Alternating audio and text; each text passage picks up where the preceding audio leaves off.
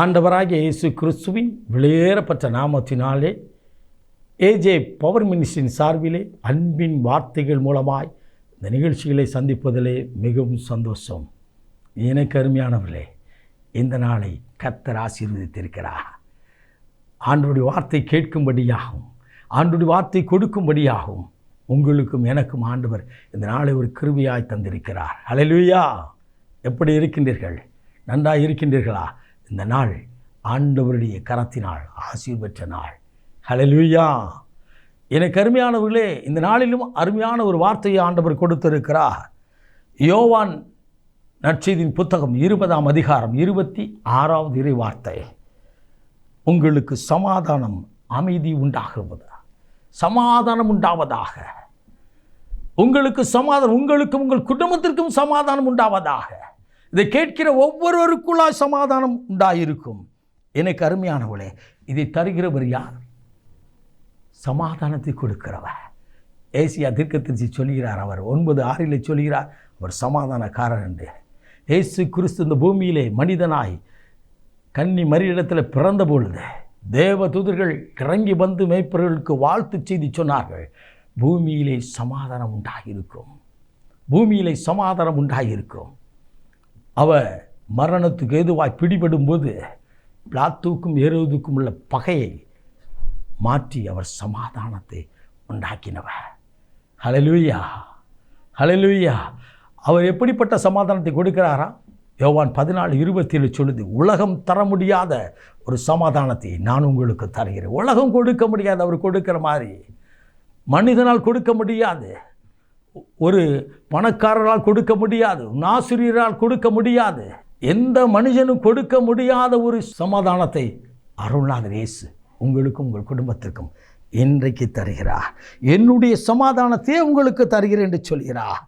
எனக்கு அருமையானவர்களே, நான் ஊதாரித்தனமாக இருந்த நாட்களில், குடித்து விரிந்திருந்தால், மது பழக்கத்துக்கு அடிமையான நாட்களிலே, சிகரெட்டு பீடிகள் குடித்த நாட்களிலே அது எனக்கு சமாதானம் தரும் என்று சொல்லி அலைந்த நாட்கள் உண்டு. ஆனால் ஆண்டவர் என்னை ரட்சித்த நாட்களிலே அருள்நாதர் இயேசு மாத்திரமே சமாதானம் கொடுக்க முடியும் என்று சொல்லி நான் அறிந்தவன். எனக்கு சமாதானத்தை கொடுத்தவர் உங்களுக்கும் சமாதானத்தை கொடுப்பார். இந்த நாள் முழுதும் உங்கள் குடும்பத்தில் சமாதானத்தை கொடுக்க போகிறார். இனி வாழ்க்கை முழுதும் சமாதானமாக இருக்க போகுது.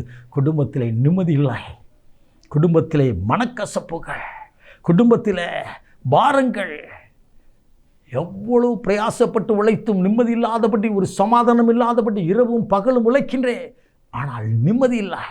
கணவன் மனைவிக்குள்ளாய் சமாதானம் இல்லை என்று சொல்லி அங்கலாய்த்து நிற்கின்றீர்களோ? கர்த்தருடைய ஆவியானவர் உங்களோடு பேசுகிறார். கர்த்தருடைய ஆவியானவர் உங்களோடு கூட பேசுகிறார். அவர் கரத்தினால் சமாதானம் கொடுக்கிறார். சீசர்கள் பூட்டி இருந்த வீட்டிற்குள்ளாய் இருந்தார்கள். இயேசு உயிர்த்தெழுந்து வந்து அவர் நடுவில் நின்று சொன்னார், உங்களுக்கு சமாதானம் உண்டாகட்டும், உங்களுக்கு சமாதானம் உண்டாகட்டும் என்று சொன்னார். அந்த சமாதானத்தை உங்களுக்கு கொடுக்கிறார், அதே சமாதானத்தை உங்களுக்கு தருகிறார். அவர் சமாதானக்காரர் என்று சொல்லி ஏசியா சொல்கிறார். எனக்கு அருமையானவர்களே, அந்த சமாதானத்தை இன்றைக்கு நீங்கள் பெற்றுக்கொள்ளுங்கள். இந்த நாள் முழுதும் நிம்மதி நாளாய், சமாதானத்தின் நாளாய், ஆசீர்வாதத்தின் நாளாய் அமையப் போகிறது. நீங்கள் பெற்றுக்கொள்ள ஆயத்தமாக இருக்கிறீர்களா? உங்கள் பணித்தலங்களிலே சமாதானம் இருக்கும், உங்கள் குடும்பங்களிலே சமாதானம் இருக்கும், உங்கள் பிள்ளைகளிடத்திலே சமாதானம் இருக்கும், பிள்ளைகளின் இடத்திலே சமாதானம் இருக்கும். எனக்கு அருமையானவர்களே, சகல காரியங்களிலும் சமாதானத்தை காணப்போகிறீர்கள். இன்றைக்கு அந்த சந்தோஷத்தோடு கூட ஜெபிப்போமா? அன்பின் பரலோக பிதாவே, இந்த அற்புதமான இந்த வேளைக்காய் சோதரிக்கிறோம் அப்பா. இந்த நாளிலும் உடைய வார்த்தையை கேட்டுக்கொண்டு இருக்கிற, உலகம் கொடுக்க முடியாத ஒரு சமாதானத்தை நீர் கொடுக்கிறேன் என்று சொன்னீரே, அந்த சமாதானத்தின் தேவன் தாமே சாத்தானை உங்கள் காலடியில் மிதித்து போடுற வசனத்தின்படி அவர்களுக்கு இருக்கிற எல்லா பிரச்சனைகளும் இயேசுவின் நாமத்தினால எல்லாவற்றையும் அப்புறப்படுத்தி ஜெபிக்கிறோம். இயேசு சுவாமி, எங்களை சமாதானத்தை உண்டு பண்ணும் ஆக்கினி உண்மையில் விழுந்தது என்று சொல்லி ஏசியா சொல்கிறாரே. இயேசு சுவாமி, வெளியேறப்பட்ட சமாதானத்தை சிலுவையினால் கொடுத்தீரே, சிலுவையின் ரத்தத்தினால் கொடுத்தீரே, உயிர் தெழுந்த வல்லமையினால் கொடுத்தீரே. அந்த சமாதானம் அந்த குடும்பங்களில் ஆளுகை செய்யும்படியாக ஜெபிக்கிறோம். ஆசீர்வதியும். அவருடைய கையிட்டு செல்ல பிரயாசத்தை வாய்க்க பண்ணும். படிக்கின்ற பிள்ளைகளுக்கு நல்ல ஞானம், அறிவு, கல்வி ஒழுக்கத்தை கொடு. ஆசீர்வதியும், ஆளுகை செய்யும். இயேசு கிறிஸ்துவின் வெளியேறப்பட்ட நாமத்தில் ஜெபிக்கிறோம் ஜீவனுள்ள நல்ல பிதாவே.